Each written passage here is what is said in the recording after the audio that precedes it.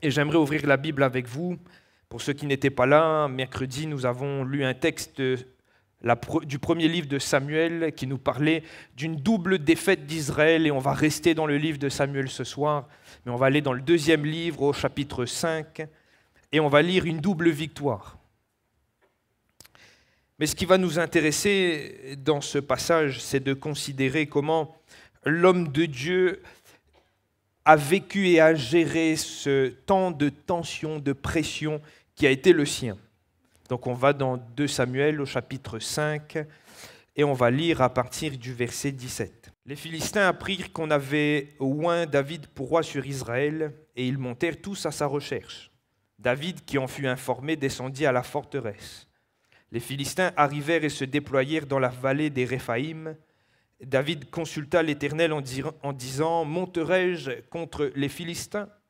Les livreras-tu entre mes mains ?» Et l'Éternel dit à David « Monte, car je livrerai les Philistins entre tes mains. » David vint à Baal-Pératsim, où il est bâti. Puis il dit « L'Éternel a dispersé mes ennemis devant moi comme des eaux qui s'écoulent. C'est pourquoi l'on a donné à ce lieu le nom de Baal-Pératsim. » Ils laissèrent là leurs idoles, et David et ses gens les emportèrent. Les Philistins montèrent de nouveau et se déployèrent dans la vallée des Réphaïm. David consulta l'Éternel, et l'Éternel dit « Tu ne monteras pas, tourne-les par derrière, et tu arriveras sur eux vis-à-vis des mûriers. Quand tu entendras un bruit de pas dans les cimes de mûriers, alors hâte-toi, car c'est l'Éternel qui marche devant toi pour battre l'armée des Philistins. » David fit ce que l'Éternel lui avait ordonné, et il battit les Philistins depuis Géba jusqu'à Gézer. Amen. Amen. On va resituer cet épisode dans l'histoire d'Israël parce que je crois que c'est là important pour le partage de ce soir. David avait été choisi par Dieu très jeune pour succéder à Saül, à la royauté. Mais vous connaissez l'histoire du roi David, il a fallu bien des années, bien des péripéties, bien des luttes, bien des tensions avant que David soit oint roi dans ce chapitre 2, dans ce chapitre 5. Il est à nouveau oint roi sur tout Israël.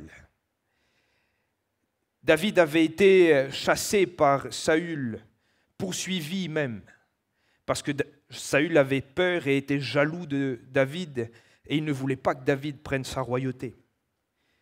Et je le disais, après des années de fuite, après des années d'attente, après des années de lutte, on arrive à ce chapitre 5 de 2 Samuel. Le peuple, après la mort d'Ish-Bosheth, choisit enfin David comme roi sur tout Israël. La Bible nous dit que Dieu va affermir le règne de David, mais la réalité va vite rattraper David parce qu'il n'y a pas fallu beaucoup de temps pour que les Philistins, lorsqu'ils apprennent que David a été oint roi sur tout Israël, ils se lèvent pour aller, la Bible nous a dit, le chercher. Et c'est particulier parce que notez que la Bible nous dit qu'ils se levèrent tous pour aller chercher David. La plupart du temps, lorsqu'on voit les Philistins se lever contre le peuple d'Israël, c'était par tribu, avec un chef, parce que les Philistins étaient organisés par tribu avec plusieurs chefs à leur tête. Mais à ce moment-là, tous les chefs étaient d'accord d'une chose, il fallait descendre à Jérusalem et chercher David. Alors, ce n'est pas une petite armée qui descend, ce n'est pas une petite bataille qui se dresse devant David, alors qu'il est tout juste roi sur Israël, mais c'est un véritable climat de tension qui arrive. Tous les Philistins ont une seule chose dans leur tête, c'est récupérer David et le tuer, clairement. Et dans cette tension, dans cette pression, David il va bien réagir. Et c'est ce que j'aimerais voir avec vous ce soir. Comment David a réagi face à la pression, face à la tension qu'il vivait. Ou si on pourrait axer le sujet sur nous ce soir, comment réagir lorsque nous devons faire face à de telles pressions, à de telles tensions dans nos vies. Et je crois que c'est important pour nous de réaliser, on ne sait pas de quoi demain est fait, on ne sait pas ce qui va se passer la semaine prochaine, si on va vivre des restrictions encore plus contraignantes, on ne sait pas. Quoi qu'il en soit, il est toujours important pour nous de savoir comment réagir lorsqu'il y a une tension, une pression qui vient et qui frappe nos vies. La première chose que j'aimerais souligner avec vous ce soir, c'est que tout simplement, David, il va trouver refuge dans une forteresse. C'est ce qui est écrit. Au lieu de céder à la panique, David va simplement descendre dans une forteresse, loin des bruits, loin de la pression, loin des agitations, mais surtout près de Dieu, près de son cœur, dans sa présence. C'est là où David va se réfugier. David avait toutes les raisons du monde, et je l'ai souligné. Pourquoi ? Pour s'affoler. La Bible le souligne, les Philistins arrivent, se déploient dans la vallée des Réphaïm, alors que David est dans la forteresse. Lui qui s'est réfugié, les Philistins, l'ennemi est là, est bien présent. La réalité est là, l'ennemi a pris place, attend Israël, et David, lui, il choisit de ne pas céder à la panique. Et il va se réfugier dans la forteresse. Il va chercher son refuge près de l'Éternel. Frères et sœurs, c'est si simple, mais si compliqué des fois de le réaliser. Mais nous devons chercher notre refuge dans l'Éternel. Il est important pour nous, surtout dans les temps où nous sommes sous pression, sous tension, de chercher en l'Éternel notre refuge. Le livre des Proverbes nous dit au chapitre 18 au verset 10 que le nom de l'Éternel est une tour forte. Le juste, c'est-à-dire nous, s'y réfugie, si nous nous réfugions, et se trouve en sûreté. J'aimerais dire que, alors que la tension est palpable, la place du juste, c'est près de l'Éternel. On pourrait également dire que le seul endroit de sûreté pour le juste se situe sous l'abri du Très-Haut. Là où l'Éternel devient notre refuge et notre forteresse. C'est ce que David a expérimenté et compris. Comprenons-le bien que la forteresse, pour nous, s'agit de ce temps, de ce lieu où je fais de Dieu mon refuge. David, il s'est retiré physiquement dans un lieu, dans cette forteresse, et c'est là où il était près de Dieu. Et pour nous, il s'agit de nous réfugier dans nos forteresses spirituelles, les lieux ou les endroits où nous avons appris à être près de Dieu. Et c'est aussi la promesse qui est attachée à cette belle phrase du psaume 91, on le connaît bien, celui qui demeure sous l'abri du Très-Haut, celui qui repose à l'ombre du Tout-Puissant, il a l'assurance de la protection et du secours de Dieu, et cela quelles que soient les circonstances. Que ce soit le jour, que ce soit la nuit, quelles que soient les tensions qu'il peut vivre, les flèches qui sont envoyées dans les ténèbres ou la peste qui fait ses ravages, quels que soient les ennemis qui se dressent devant le juste, celui qui demeure sous l'abri du Très-Haut, celui qui a appris à reposer à l'ombre du Tout-Puissant, a l'assurance de la protection de Dieu et de son secours. Puisqu'il m'aime, je le délivrerai. Puisqu'il connaît mon nom, je le protégerai. Alléluia! C'est ce que la Bible nous dit. Le lieu de sûreté pour le juste se situe près de l'Éternel. Cependant, j'aimerais ajouter que ces forteresses, ces lieux de choix, demandent ou exigent une certaine discipline. Permettez-moi de simplement dire cela. Dans cette forteresse dans laquelle s'est réfugié David, il a bien fallu à un moment donné la conquérir et la construire. Et je dis cela pourquoi ? Parce que lorsque vous regardez dans ce chapitre 5 de 2 Samuel, une des premières entreprises de David, après avoir vaincu les Jébusiens, c'est de conquérir la cité, qu'il va appeler la cité de David, et de faire des constructions, de fortifier cette cité pour qu'elle devienne cette forteresse dans laquelle, lorsque les Philistins arrivent, David va se réfugier.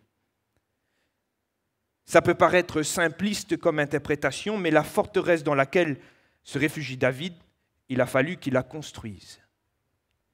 Je dis cela pourquoi ? Parce que j'aimerais faire ce parallèle avec nous et pour nous ce soir. C'est qu'il est de notre responsabilité, frères et sœurs, de construire nos forteresses spirituelles. Il est de notre responsabilité de construire ces lieux de choix où nous pouvons nous réfugier en Jésus. C'est de notre responsabilité de consacrer du temps qui a été mis à part où nous sommes réellement en communion avec Dieu. Et j'aimerais le dire ce soir, voyons-le comme un défi dans notre génération. Là où le temps est compté, là où tous les nouveaux moyens technologiques et tous les nouveaux moyens de communication semblent vouloir nous aider, même dans notre relation avec Dieu et avec sa parole. Voyons-le comme le défi d'une discipline chrétienne de revenir et de construire des lieux et des temps où nous pouvons être près de Dieu, de construire ces forteresses où nous pouvons nous réfugier. Il ne s'agit pas d'un édifice visible, mais d'un temps mis à part. Il s'agit d'une décision, d'une résolution de cœur à prendre du temps pour être près de Dieu. Rappelez-vous de Daniel, lui qui a été arraché à sa famille, à son pays, à ses coutumes, à ses habitudes. Il a été appelé d'un nouveau nom, il a reçu une nouvelle identité, on lui inculque toutes sortes de nouvelles coutumes et de sciences. Cependant, dans Daniel 6, la Bible nous révèle que ce jeune homme avait pris l'habitude de se mettre à genoux 3 fois par jour pour prier et louer le Seigneur. Il avait appris à construire ses forteresses. Il avait construit ses temps avec Dieu. Alors, quand vient le problème, quand vient la tension, quand ça se complique, Daniel sait se réfugier près de Dieu. Regardez, lorsqu'il est dans des temps de tension, lorsqu'il y a la mort qui est près pour tous les satrapes et pour lui, y compris lui et ses amis, se réfugient dans la présence de Dieu, parce qu'ils avaient appris à construire ces temps. Frères, sœurs, il nous faut construire ces temps. Et je remarque, malheureusement, et ce n'est pas un constat pour Saint-Louis, c'est un constat général, c'est qu'au fur et à mesure que le temps avance, on finit par avoir de moins en moins du temps pour construire avec Dieu des lieux, des moments. On a de moins en moins de temps, on a l'impression en tout cas, de passer quelques minutes avec le Seigneur. Et au final, c'est quand la pression arrive, lorsqu'on est sous tension, des fois on va chercher. Mais des fois, force de ne pas avoir été habitué à chercher la face de Dieu, on ne la cherche pas. Et on se met à agir avec précipitation. Je lisais l'expérience d'un pasteur britannique qui a dû faire face à plusieurs cas de personnes dans de grandes difficultés, avec de grands maux, de grands problèmes. Et lui-même disait que sur le coup de ces situations, il s'est senti très très démuni. Il ne savait pas quoi répondre, il n'avait pas de réponse qui lui semblait adéquate aux situations, mais il avait à cœur de faire son travail de berger. Et il raconte qu'il a simplement encouragé et accompagné ces personnes à rebâtir des moments, des hôtels avec le Seigneur. Il a simplement invité et encouragé, encadré ces personnes dans la reconstruction de temps avec Dieu. Et la conclusion de ce pasteur, c'est qu'en ramenant les personnes à vivre ou à revivre des temps de qualité avec Dieu, ils ont trouvé tout ce dont ils avaient besoin pour résoudre même les situations les plus compliquées. Et des fois, on aimerait utiliser toutes sortes de stratagèmes, alors que la place du juste, c'est près de l'Éternel. David n'a pas cédé à la panique. Il s'est réfugié dans cette forteresse qu'il avait construite et il a cherché la face de Dieu. Face à la tension, face à la pression qui augmente dans nos vies, quelles que soient les circonstances, les situations, charge à nous de nous réfugier dans la présence de Dieu. Mais il faut pour cela, au préalable, avoir pris le temps de construire ces temps, pour que quand vient le souci, quand vient la tension, nous puissions automatiquement trouver notre refuge dans le Seigneur, parce qu'on a l'habitude de le faire. J'aimerais voir un second point et avancer avec vous. Parce que si David s'est réfugié dans la présence de Dieu, la seule motivation de son cœur à ce moment-là, c'est de savoir ce que Dieu voulait qu'il fasse. David avait dans son cœur la seule motivation de faire ce que Dieu lui demandait de faire. Regardez les 2 fois où on le voit parler avec Dieu, c'est pour savoir, faut-il descendre ou ne faut-il pas descendre devant les Philistins. Ce qui l'intéresse, c'est d'avoir le go de Dieu ou le stop. Parce qu'une fois, le Seigneur lui dit « vas-y » et une fois, le Seigneur lui dit « non, non, contourne les Philistins et cache-toi près des mûriers ». Et à chaque fois, même si les Philistins étaient en ordre de bataille et prêts à attaquer David, David a attendu une parole de Dieu avant d'agir. Et cela me fait penser à une histoire à peu près similaire, quelques années auparavant du peuple d'Israël. Circonstance de tension, de pression qui est similaire à ce que vit David. Les Philistins sont rassemblés, l'auteur nous dit dans ce texte qu'ils sont innombrables, comme le sable au bord des mers. Le peuple a peur. Au bout de 7 jours d'attente, il y a même certains qui commencent à tailler la route. Ils s'en vont, ils ont peur. Et là, ce n'est pas David qui est roi, c'est Saül. Saül est là et un peu dépourvu, sous la pression, et la Bible nous dit qu'est-ce qu'il fait? Il cède à la pression et il va jouer au sacrificateur. Il prend l'holocauste et il se met à faire le sacrifice, alors qu'il ne lui était pas permis de le faire. Il n'a pas eu la même sérénité que David. Lui, il a cédé à la pression. Et j'aimerais dire que je crois qu'il est important pour chacun d'entre nous de laisser la parole régir nos vies et nos décisions. Et surtout quand il s'agit d'une période de tension et de pression. On serait prompt quelquefois à réagir, à agir, mais il est important de laisser le Seigneur nous façonner et nous diriger par sa parole. C'est ce qu'a fait David. Je relisais ce texte où Saül avait désobéi et je me suis dit, si seulement Saül avait repassé la parole de Dieu dans son cœur, il se serait rappelé qu'il ne lui était pas permis de faire ce qu'il est en train de faire. Mais il n'a pas laissé la parole conduire sa vie à ce moment-là. Et il a préféré écouter la voix des sentiments plutôt que la voix de la parole de Dieu. Notons également cette image de Jésus, du fou et du sage qui construisent une maison, l'un sur le sable, l'autre sur le roc.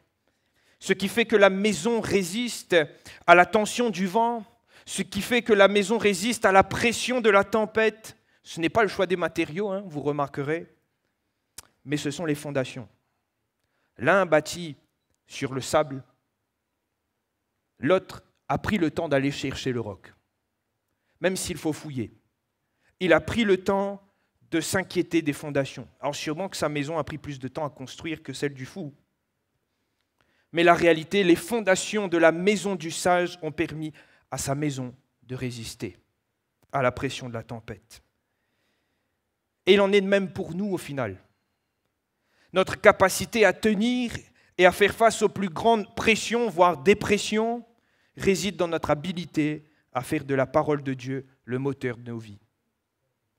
Si la parole est ce socle et ce solide fondement sur lequel nous construisons, le vent peut souffler. Le vent peut mettre toute la pression qu'il veut, mais la maison reste solidement attachée au roc. David avait appris à agir selon la parole de Dieu. Il s'est laissé conduire. C'est la parole qui a conduit David dans tout ce qu'il a fait et tout ce qu'il devait faire à ce moment-là. Il n'a pas cédé à la pression et je crois qu'il nous faut aussi apprendre à nous laisser conduire, diriger. J'aimerais même dire à laisser nos vies être régies par la parole de Dieu. C'est là le plus important pour nous. Et si la parole de Dieu doit être inscrite au plus profond de nos cœurs et doit régir nos vies, je crois qu'il est important aussi pour nous de nous laisser conduire par le Saint-Esprit. David avait reçu l'onction pour accomplir sa mission de roi. Et nul doute que le Seigneur a pu diriger son serviteur par son cœur souple et a pu diriger son serviteur par son esprit dans tout ce qu'il devait faire. Et je crois qu'en tant que chrétiens nés de nouveau, nous sommes aussi appelés à vivre une vie selon l'esprit, une vie dirigée et marquée par l'esprit. Je cite souvent ce passage de Actes 16, où la Bible nous parle de Paul dans son voyage missionnaire et qui dit que l'Esprit ne lui a pas permis d'aller en Bithynie. Et j'aime ce passage parce que cela nous montre et nous donne une indication claire sur la manière dont le Saint-Esprit le dirigeait dans son ministère. C'était le Saint-Esprit qui lui disait on peut aller là-bas ou on ne peut pas aller là-bas. Et cela nous donne également une indication claire pour chacune de nos vies de comment le Saint-Esprit devrait diriger nos décisions, nos pas. J'ai volontairement mis le Saint-Esprit après la parole parce que je crois que Dieu se révèle par sa parole et que le Saint-Esprit utilise la parole pour nous conduire. Nous avons besoin d'être conduits et de nous laisser conduire, surtout quand vient ces temps de tension, surtout quand vient ces temps de pression. Ne pas céder, c'est se réfugier dans la présence de Dieu, là où on a bâti des temps. Ne pas céder, c'est se laisser conduire par le Seigneur, par sa parole, mais aussi par son esprit. Alléluia. Et j'arrive sur la dernière partie de mon message. Parce que si David s'est réfugié, il n'est pas resté caché dans la forteresse. Si David a cherché la conduite de Dieu, il n'est pas resté là en disant « Seigneur, maintenant agis, j'attends ». Non, David s'est mis aussi à l'action. Il a fallu sortir pour aller battre les Philistins. Il a fallu sortir à 2 reprises et suivant des stratégies qui étaient diamétralement opposées. Je note que dans cette prise d'action, dans cette action de David, il y a fallu aussi une part de foi parce que les Philistins étaient nombreux. Je l'ai dit en introduction, les Philistins étaient tous descendus. Sur le papier, la victoire n'était pas du tout signée.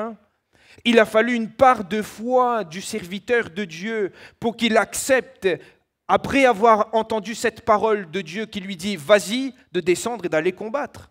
Remarquez même que lui, il fait le compte-rendu de la bataille en disant « L'Éternel a dispersé mes ennemis devant moi comme des eaux qui s'écoulent. » Il a vu la main de Dieu, il a agi avec foi, il s'est mis en action. Mais c'est le Seigneur qui a combattu. C'est le Seigneur qui a ouvert le champ ennemi.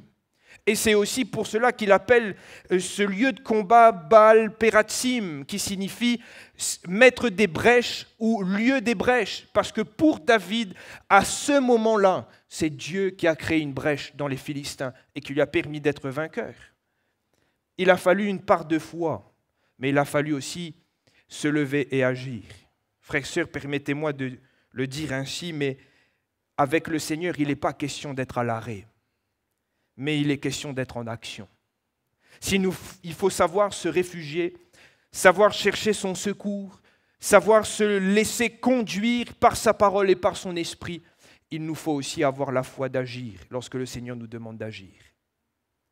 Suivant sa parole, suivant son esprit, mais avec foi dans ce que le Seigneur a le dernier mot et a toujours le dernier mot de toutes les batailles. Et c'était le cas pour David. Dans les 2 stratégies diamétralement opposées, le Seigneur a agi et il s'est manifesté. Et c'est le Seigneur qui a combattu pour son serviteur. Que ce soit en les attaquant de face ou par ce subterfuge en passant et en se cachant près des mûriers, David a été vainqueur. Et cette victoire est représentative aussi de ce qui s'est passé dans les coulisses de cette victoire. Sa recherche de Dieu, son écoute de la parole et sa souplesse à se laisser conduire. Alors, lorsque viennent des temps de tension, des temps de pression, soyons prompts à nous réfugier plutôt qu'à agir. Soyons prompts à chercher la face de Dieu et sa direction plutôt qu'agir selon notre intelligence, notre conseil. Tant d'hommes de Dieu dans la parole de Dieu se sont trompés, sont partis dans des erreurs en voulant agir par leur intelligence. Mais la parole est là pour nous montrer que nous devons être soumis et souples à la direction de Dieu. Nous avons besoin de cela, surtout dans ces temps dans lesquels nous vivons. Dieu est maître des temps et des circonstances. Nous, on ne comprend pas, nous, on est surpris, mais lui, il est sur son trône, il n'est pas surpris, il connaît toutes choses. Alors laissons-le nous guider, nous diriger, quels que soient les temps, et quel que soit même peut-être un temps de pression, de difficulté que tu vis, laisse le Seigneur conduire ta vie. Fais-lui confiance, et lorsqu'il te dira « sors », sors avec foi, parce que la victoire est assurée. Alléluia.